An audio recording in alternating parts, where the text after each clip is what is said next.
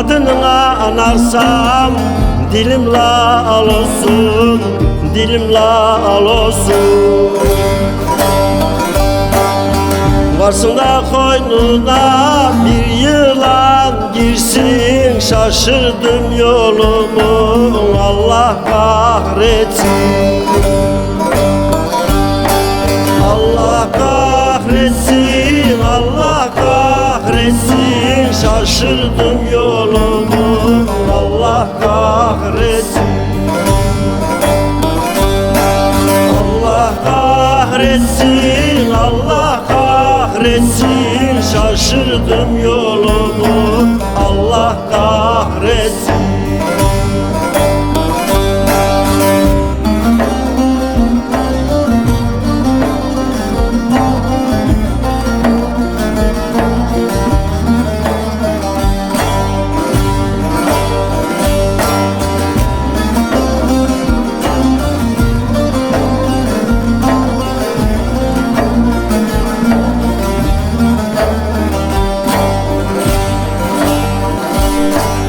Ah çekerim, oh çekerim boyuna, mümkün değil gelmem, gelmem yanıma, senin yanına.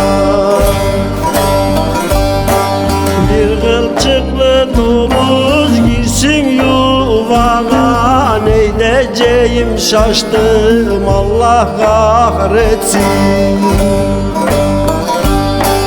Allah kahretsin, Allah kahretsin, ne diyeceğim şaştım Allah kahretsin. Allah kahretsin, Allah kahretsin, ne diyeceğim şaştım Allah kahretsin.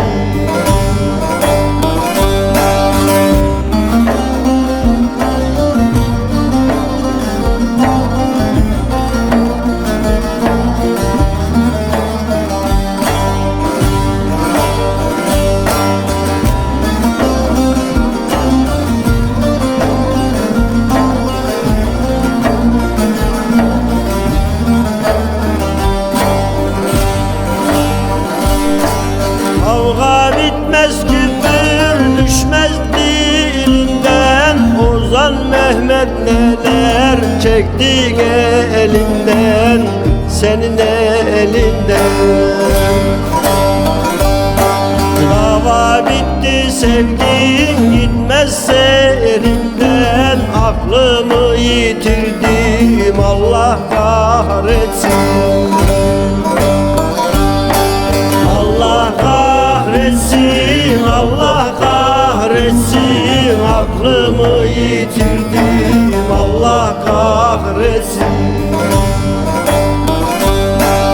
Allah kahretsin, Allah kahretsin, aklımı yitirdim Allah kahretsin.